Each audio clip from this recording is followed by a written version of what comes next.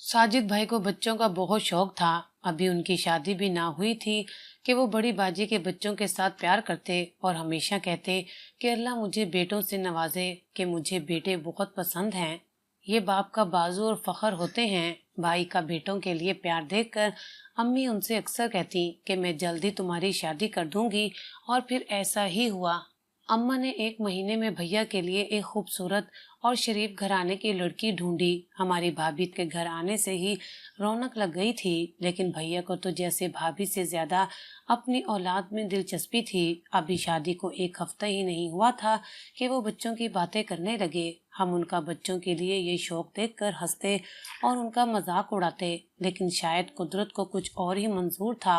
एक दिन भैया घर आए तो कुछ परेशान से लग रहे थे। उन्होंने मुझसे भी बातचीत नहीं की, हालांकि हमेशा मेरे लिए कुछ न कुछ लाते रहते थे। सलाम के बिना ही वो अंदर कमरे में चले गए। उन्हें बात करते थोड़ी देर ही गुजरी थी कि भाभी की भी उनसे ऊंची आवाजें आने लगी। मैं ये सुनकर परेशान हो गई।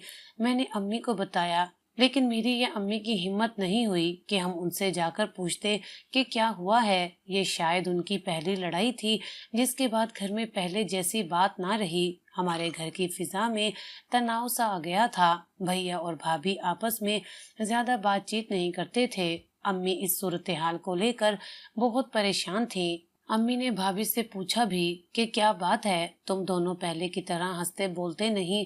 तो भाभी ने ये कहकर टाल दिया कि उन्हें कारोबार में नुकसान हुआ है, बस उसी की परेशानी है। लेकिन मैं और अम्मा तो दोनों ही इस बात का अंदाजा लगा चुके थे कि बात कारोबार से कहीं बढ़कर है। भैया और भाभी को जरूर कोई ऐसी परेशानी थी जिसे वो हमें बताना नहीं चाह रहे थे। और फिर भैया ने तो जैसे मामूल ही बना लिया था। वो घर आते तो सीधा भाभी के कमरे में चले जाते, हमसे सलाम दुआ भी ना करते, और थोड़ी देर के बाद भाभी कमरे से बाहर आ जाती। हमें उनकी ये कैफियत समझ आ रही थी। ऐसा नहीं था कि भैया सिर्फ हमसे दूर हो गए थे, वो भाभी से भी बातचीत नहीं करते थे। उस रात मुझसे रहा नहीं गया। मैं भाभी के पास गई और उनसे पूछा तो वो फूट फूट कर रोने लगी। क्या हुआ है भाभी, आप तो हर वक्त हंसती मुस्कुराती रहती थी। मैंने उन्हें सहारा दिया। तब रोते हुए टूटे फूटे अल्फाज में उन्होंने बताया कि वो कभी मां नहीं बन सकती।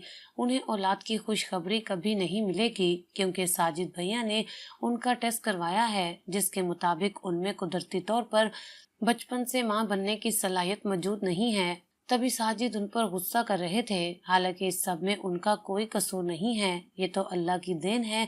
भाभी की बात सुनकर मुझे बहुत दुख हुआ। भैया से ये उम्मीद नहीं थी कि वो इतने जल्दबाज निकलेंगे कि पहले ही हफ्ते भाभी का टेस्ट करवा कर उन पर ये इल्जाम लगा देंगे। औलाद तो अल्लाह की देन है, इतनी भी क्या जल्दी कि हमारी इतनी मासूम भाभी को परेशान कर दिया। मैंने ये बात अम्मा को बताई तो वो भी हैरान रह गई। बोली कि मुझे साजिद से इतनी जल्दबाजी की तवक्का नहीं थी, अभी तो एक उम्र पड़ी है। लेकिन भैया ने अम्मा की कोई बात नहीं सुनी, बल्कि उन्होंने हम सबसे बातचीत करना बंद कर दिया। अम्मा भी समझा समझा कर थक गईं, मगर भैया ने किसी बात का कोई जवाब नहीं दिया। अगले दिन मैंने देखा तो भाभी अपने कमरे में बैठी सामान पैक कर रही थी। उनको ऐसा करता देखकर मेरा दिल बुझने लगा। यकीनन भाई ने ही कोई ऐसी बात कही होगी जिससे परेशान होकर वो अपना सामान बांध रही थी। साफ मतलब था कि वो अपने मेके जा रही हैं। अम्मी ने भाभी को बहुत रोकने की कोशिश की, मगर वो अम्मी के पांव पड़ गईं। बोली कि मुझे जाना ही होगा, वरना ऐसे शायद मैं जिंदगी भर खुद से नजरें ना मिला सकूं। भाभी घर से निकली तो मैं भी उनके पीछे जाने लगी, लेकिन अम्मी ने मुझे रोक दिया और बोली, साजिद घर आएगा तो मैं उससे कहूंगी कि जाकर सायरा को वापस ले आए। तकरीबन 8 घंटे गुजर चुके थे, ना ही भैया घर आए और ना ही भाभी। वो मेके नाराज होकर नहीं गई, मगर साजिद भैया को घर आने में देर हो गई। हमने भाभी को भी फोन किया, लेकिन उनका नंबर बंद जा रहा था। तकरीबन 8 घंटे गुजर चुके थे, ना ही भैया घर आए और ना ही भाभी। हमने उनके मेके फोन करके पूछा, पता चला कि वो मेके भी नहीं पहुंची। अब हमें फिक्र होने लगी थी। मैंने भैया को फोन करके सारी सूरत हाल से आगाह किया। उन्होंने बेजारी से जवाब दिया कि वो भाभी के बारे में किसी किस्म की दिलचस्पी नहीं रखते, क्योंकि अब वो औलाद पैदा करने के काबिल नहीं है। मैं भैया की संग दिली और सफाकी देखकर हैरान रह गई, मगर क्या कर सकती थी। रात को भैया घर आए तो आराम से सो गए जैसे उन्हें कोई परवाह ही ना हो, जबकि भाभी के मेके में अलग कोहराम मच चुका था। किसी को भी नहीं पता था कि सायरा भाभी कहाँ गई हैं। हम उन्हें ढूंढते ही रह गए, जबकि भाई को कोई फिक्र नहीं थी।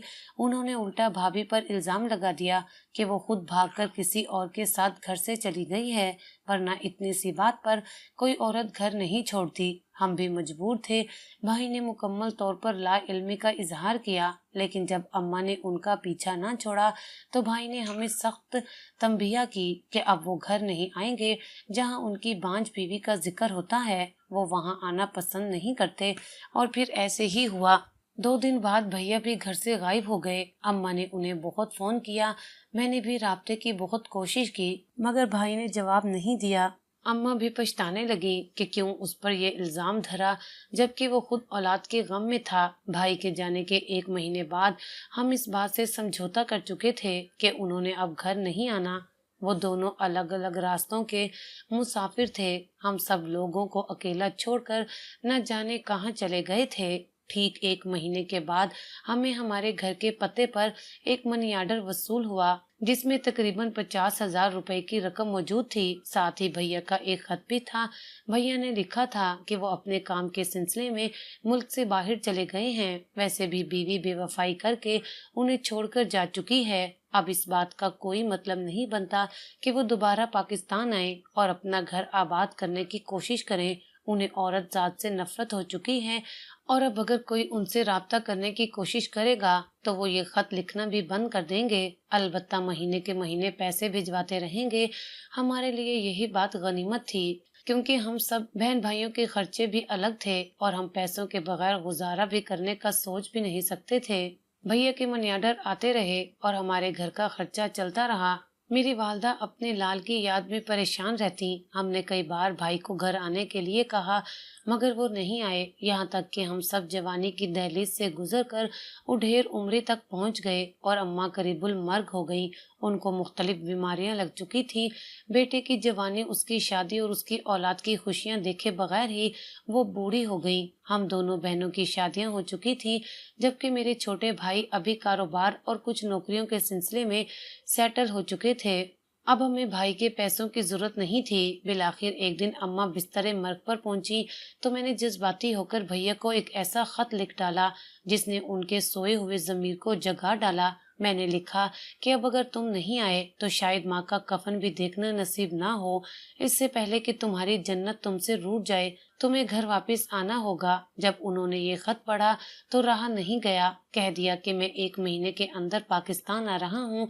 अम्मा की तबीयत अब मुश्किल से संभली थी। बेटे के आने की खबर सुनकर वो तो जैसे फिर से जी उठी थी। डॉक्टर ने भी इशारा दे दिया कि आपकी अम्मा की तबीयत अब पहले से बेहतर है। तब हमें जाकर अंदाजा हुआ कि भाई के जाने की खबर ने अम्मा को कितना अंदर से तोड़ दिया था, और अब उनके आने की खुशी में वो फिर से जिंदगी की तरफ लौट आई थी। पर फिर वो दिन भी आ गया जब 20 साल बाद मेरे भाई ने इस धरती पर कदम रखा। हम सब उनके इस्तकबाल के लिए एयरपोर्ट पर गए थे।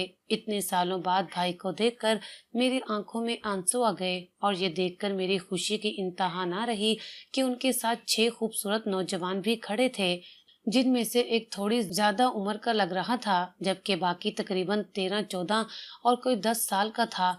उन सबकी खूबसूरती देखकर मैं हैरान रह गई। सुनहरे बालों वाले, गोरे रंग वाले ये नौजवान किसी और ही दुनिया के लगते थे। वो भाई की तरह उर्दू बोल रहे थे। इन सब का लहजा बहुत ही शाइस्ता था। भाई ने बताया कि परदेश जाने के बाद उनकी 6 औलादें पैदा हुईं और 6 के 6 बेटे पैदा हुए थे। मैं तो ये सब देखकर हैरान रह गई, जबकि मेरी खुशी का ठिकाना नहीं था। भाई से शिकवा भी किया कि उन्होंने हमसे इतनी बड़ी खबर क्यों छुपाई। अगर बेटों की खुशखबरी और औलाद की खुशियां नसीब हो ही गई थी तो हमें बता देते, या कम से कम पाकिस्तान आ जाते। हम उनके बारे में इतना परेशान तो ना होते। भाई ने हम सबसे माजरत की और कहने लगे कि उन्हें इस सब के लिए वक्त नहीं मिला। वो अपने बेटों की तरबियत में बहुत मसरूफ थे, और इस कदर मसरूफ थे कि उन्होंने सारी जिंदगी एक ही कंपनी में नौकरी करते हुए गुजार दी, मगर अपने बच्चों की खातिर किसी दूसरी जगह मुंतकिल नहीं हुए। भैया का अंदाज बता रहा था कि वो अपने बच्चों से बहुत प्यार करते हैं। अपने बेटों में तो जैसे भैया की जान बसी थी, मगर भैया का एक बड़ा बेटा जिसके बाल थोड़े काले रंग के थे और उसकी आंखें नीली और इंतहाई खूबसूरत थीं, वो भाई से जरा अलग बैठता, जबकि भाई और भाभी में किसी किस्म की बातचीत नहीं होती थी। मैंने देखा भाभी की आंखों में जलते अंगारे और कभी उनकी खोई हुई नजरें मुझे उनके इस ताबनाक माजी को याद दिलाती जब वो इस घर में हंसती खेलती, मगर अब वो हम में से किसी से बात ना करती थी, जैसे हमसे खफा हों। वो जब से आए थे मैंने उन्हें आपस में बात करते नहीं देखा था।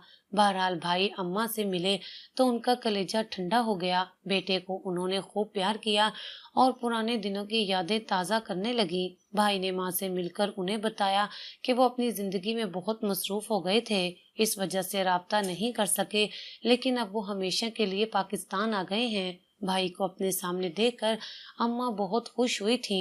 अब उन्होंने हमारे घर हमारे साथ रहना शुरू कर दिया, वो ही पुराना घर जो तकरीबन वीरान हो गया था। हम बहनें तो ब्याह कर ससुराल चली गई थी। दो भाइयों की शादियां अभी तक नहीं हुई थी। घर में कोई औरत ना हो तो घर वैसे ही वीरान लगता है। अब भाभी आ गई थी तो घर में पहले जैसी रौनक बहाल होने लगी थी, लेकिन भाभी का रवैया बहुत मुख्तलिफ था। जबकि हमारे पूरे गांव में भाई के बेटों की तारीफ की जा रही थी। कोई कहता साजिद के बेटे वाकई बहुत खूबसूरत हैं। इन सब तारीफों को सुनकर भाई का दिल खुश होता और वो अपने बेटों से मजीद प्यार करने लगते, लेकिन अपने बड़े बेटे से वो मोहब्बत से पेश आते और ना ही उनसे कोई बात करते। जबकि भाभी का रवैया बड़े लड़के की तरफ काफी मुख्तलिफ था। वो ज्यादातर वक्त उसी के साथ बिताती। एक दिन अम्मी की तबीयत बहुत ज्यादा खराब थी। मैं अपने ससुराल से अम्मी से मिलने मेके आई कि मेरी नजर भाभी के कमरे पर पड़ी। घर में दाखिल होते ही उनका कमरा सबसे पहले नजर आता था। न जाने क्यों मेरे कदम खुद ब खुद उनके कमरे की जानिब उठ गए और वहां जाकर मैंने जो मंजर देखा वो मेरी समझ से बालातर था। मैं कुछ न समझते हुए दरवाजे से पलटने ही लगी थी कि भाभी की नजर मुझ पर पड़ी। उन्होंने मुझे गुस्से से देखा और जैसे शिकवा करने वाले अंदाज में अपने कमरे के दरवाजे को बंद कर दिया। मुझे सख्त हैरत हुई कि भाभी को तो इस बात पर शर्मिंदा होना चाहिए था, लेकिन उन्होंने जो रवैया अख्तियार किया वो मेरी समझ से बाहर था। मैंने जाकर भैया से बातों ही बातों में पूछ डाला, भाई भाभी अरमगान से ज्यादा प्यार करती हैं, लगता है कि सब बच्चों में उन्हें वो सबसे ज्यादा लाडला है। अरमगान का नाम सुनते ही भाई के चेहरे पर एक रंग आया और एक गुजर गया, मगर उन्होंने बाज़ाहिर कोई बात नहीं की। अम्मा से मिलने मिलाने के बाद जब मैं किचन में खाना बनाने के लिए गई, देखा तो भाभी नजर नहीं आ रही थी। मुझे काफी देर हो गई थी। अमूमन भाभी खुद ही खाने पीने का बंदोबस्त कर देती थी और मेहमान होने के नाते मेरी थोड़ी बहुत खातिरदारी कर देती, मगर आज तो वो बिल्कुल ही बेमुरवत हो गई थी। उन्होंने मुझे बैठने को भी नहीं कहा। खैर मैं खुद ही खाना बनाने लगी। फिर मैं उन्हें खाने पर बुलाने के लिए उनके कमरे में गई, मगर ये देखकर मेरी हैरत की इंतहा ना रही कि भाभी अपने कमरे में मौजूद नहीं थी।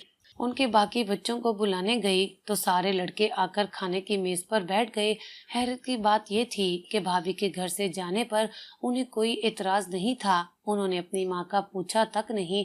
मुझे सख्त हैरत हुई। आखिर भैया और भाभी के दरमियान ऐसी क्या चपकलिश हो गई थी कि उन्होंने एक दूसरे से बात करना भी खत्म कर दिया था। लेकिन ये सब महज मेरा वहम ही नहीं था। कुछ ही देर के बाद मुझे पता चला कि भाभी घर छोड़कर चली गई हैं, जबकि भाई का बड़ा बेटा अरमगान भी उनके साथ गया है। इस खबर से अम्मा भी बहुत मुतासिर हुई, जबकि भैया पहले की तरह नॉर्मल ही रहे, जैसे उन्हें इस बात से कोई फर्क नहीं पड़ता। लेकिन भाभी के घर से जाने के बाद घर में काम काज का मसला पैदा हो गया। हमारे घर काम वाली अभी अच्छी नहीं थी जो सारे घर का इंतजाम संभाल सकती। वैसे भी एक साथ साथ 8 लोगों का इजाफा हो जाना घर में एक मुश्किल सूरत हाल पैदा कर रहा था, जबकि 6 लड़कों का काम करना किसी एक मुलाजमा के बस की बात भी नहीं थी। जब तक हम नई मुलाजमा ढूंढते, अम्मा ने मुझसे दरख्वास्त की कि तुम अपने बच्चों के साथ आकर अपने मेके में ही रहो ताकि हमारी कुछ मदद हो जाए। मैं तो काम कर नहीं सकती, इन लड़कों की देखभाल के लिए किसी औरत का होना जरूरी है। मजबूरन मुझे ही अपने मेके आना पड़ा, क्योंकि मैं भैया और बच्चों को अकेला नहीं छोड़ सकती थी। वैसे भी उन्हें आए हुए अभी ज्यादा अरसा नहीं हुआ था। मेके में रहते हुए मुझे 2 दिन ही हुए थे कि अंदाजा हो गया कि घर में किस कदर सफाई की जरूरत है। मैंने सब कमरों से सफाई करना शुरू कर दी। अम्मा के अस्पताल वाले कपड़े भी धोकर एक जगह रखे। अब भैया के कमरे की बारी थी। भैया घर नहीं थे। मैंने सोचा उनकी गैर मौजूदगी में ही उनके कमरे की सफाई कर दूं ताकि आकर उन्हें उलझन ना हो। सफाई करते हुए भाई की अलमारी में मेरी नजर कुछ फाइल्स पर पड़ी थी, जिन्हें मैं उठाकर पढ़ने लगी तो मेरे कदमों तले से जमीन ही निकल गई। मुझे लगा जैसे मैं कोई डरावना ख्वाब देख रही हूँ। अपने भाई की यह हकीकत जानकर मुझे अपनी आंखों पर यकीन नहीं आ रहा था, मगर ये सच था कि मेरे भाई में बाप बनने की सलाहियत मौजूद नहीं थी और ये बात उनकी रिपोर्ट में वाज़े लिखी थी। पासपोर्ट के अलावा कुछ दीगर कागजात भी थे जिन्हें मैं पढ़े बगैर नहीं रह सकी और उन्हीं कागजात ने मुझ पर सारी हकीकत वाजे कर दी थी। मगर मैं भैया की जुबानी सच जानना चाहती थी। भाई घर आए तो मैंने वो कागजात उनके हाथ में थमा कर उन्हें वाजे इशारा दे दिया कि मैं उनकी हकीकत से वाकिफ हो चुकी हूँ, लिहाजा इससे पहले कि कोई और बात हो वो मुझे सारी हकीकत खुद ही बता दे। मेरे हाथ में वो कागजात देखकर भाई बहुत गुस्सा हुए। कहने लगे, मैं इस घर में इसलिए नहीं आया था कि अपनी जिंदगी में गैर जरूरी मदाखलत बर्दाश्त करूं। तुमने हिम्मत भी कैसे की कि मेरे कागजात को हाथ लगाकर मुझसे तफ्तीशें कर रही हो। लेकिन मैं नहीं मानी। मैंने भैया से साफ कह दिया कि अगर उन्होंने मुझे सच नहीं बताया तो मैं अम्मा को भी सच में शामिल कर लूंगी।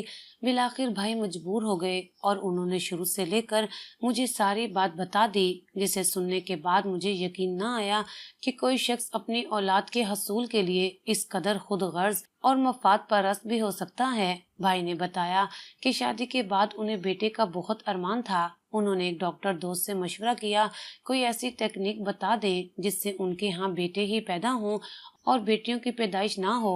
डॉक्टर दोस्त ने इत्तेफाक से भाई का टेस्ट कर लिया, जिसके मुताबिक उन्हें ये मालूम हो गया कि वो कभी बाप नहीं बन सकते। इस बात पर वो बहुत परेशान हुए, मगर हिम्मत नहीं हारी और एक नया रास्ता निकाला जिसके जरिए वो अपनी दौलत और अपनी जायदाद का मालिक किसी ऐसी औलाद को बना सके जिसकी तरबियत उन्होंने खुद की हो। भाभी को बताए बगैर ही ये उन्हें बाहर ले जाने का प्रोग्राम बनाने लगे, जबकि भाभी बाहर जाने पर राजी नहीं थी। फिर जब वो मेके जाने के लिए तैयार हुई तो भाई रास्ते से उन्हें जबरदस्ती बैरूने मुल्क ले गए। भाई के पास रुपए पैसे की कमी नहीं थी, लेकिन औलाद की नेमत से महरूमी ने उन्हें जुनूनी कर दिया था। वो अपनी बीवी को लेकर दूसरे मुल्क चले गए, जहां पर उन्होंने पाकिस्तानी रिवायात से हटकर एक अनोखा काम कर डाला, सिर्फ इसलिए कि वो अपनी गोद में बच्चे पाल सकें। उन्होंने अपनी बीवी को तलाक दे दी और उस मासूम औरत को मजबूर किया कि वो वहीं किसी आदमी से शादी कर ले जिसके माँ बाप पाकिस्तानी थे और मजहब के लिहाज से वो मुसलमान था। भाभी अपने शोहर का मुंह देखती रह गई, जिन्होंने अपने शोहर के लिए खुद पर बांझ होने का इल्जाम सह लिया था और अब वो उन्हीं की शादी किसी और शख्स से करवाने पर तुला था। ऐसे में उन दोनों के बीच कोई रिश्ता तो नहीं रह जाता था, मगर भाई के मजबूर करने पर भाभी को बिलाखिर ये बात भी मानना पड़ी। लेकिन भाभी एक गैरतमंद पाकिस्तानी खातून थी। उन्होंने अपने बच्चे पैदा होने के बाद अपने शोहर का साथ नहीं छोड़ा और अपने पहले शोहर को साफ कह दिया कि तुम्हारे हाथों में खिलौना नहीं बनूंगी। भाई ने बहुत मिन्नत की किसी तरह उनको दूसरे शोहर से तलाक करवा कर फिर से दोबारा शादी कर ले, लेकिन भाभी ने इस अमल की इजाजत नहीं दी। जिस शख्स से भाभी की शादी हुई थी वो मुआशी तौर पर बहुत कमजोर था और ये सब भाई ने जानबूझकर किया था ताकि वो उसकी औलाद को अपनी औलाद कह सके और जिंदगी भर अपने इन तजुर्बात की तकमील कर सके जो उन्होंने अपनी औलाद के हवाले से सोचे थे। जबकि भाभी के शोहर मकबूल को सिर्फ और सिर्फ दौलत और पैसे से लगाव था। जब उसे ये पता चला कि उनकी बीवी का पहला शोहर सारी जिम्मेदारी और औलाद का खर्चा उठाने को तैयार है तो वो बआसानी अपने हकूक से दस्तबरदार हो गया। बल्कि वो तो शायद भाभी को तलाक भी दे देता, लेकिन भाभी ने अपनी जिंदगी खत्म करने की धमकी दे डाली। यूं भैया ने भी तलाक की जिद करना छोड़ दिया, लेकिन जो बच्चे उनके यहाँ पैदा हुए उन्हें अपना नाम दिया और सबके सामने यही जाहिर किया गया जैसे वो उनके ज्यादा सके हों। बच्चे तो उसी के साथ लगाव करते हैं जो उनके साथ अच्छा रवैया अख्तियार करे, और ये सब मेरे भाई बहुत पहले से ही सीख चुके थे। भाभी इन सब हालात में न जीती न मरती, वो किसी जिंदा लाश की मानिंद रह रही थी। خود سے چھوٹے لڑکے کے ساتھ زندگی گزارنا نہ ان کے لیے کسی عذاب سے کم نہیں تھا، لیکن میاں بیوی میں رفتہ رفتہ محبت پیدا ہونے لگتی ہے، اور یہی لمحہ جب بھابھی اور ارمغان کے رشتے میں آیا تو وہ ہم سب سے الگ ہو گئی۔ میں سوچتی ہوں کہ انہوں نے صحیح کیا۔ کوئی باوقار عورت یہ سب برداشت نہیں کر سکتی کہ وہ اپنے پہلے شوہر کو اپنے بچوں سے پیار کرتا دیکھے اور اپنا وقار بھی برقرار رکھ سکے۔ میں سمجھتی ہوں کہ بھابھی نے بجا قربانی دی کہ ایک شخص کے جنون کو تسکین دے کر اپنی زندگی سنوار لی۔ میں خدا سے دعا کرتی ہوں کہ وہ جہاں بھی رہیں ہمیشہ خوش رہیں۔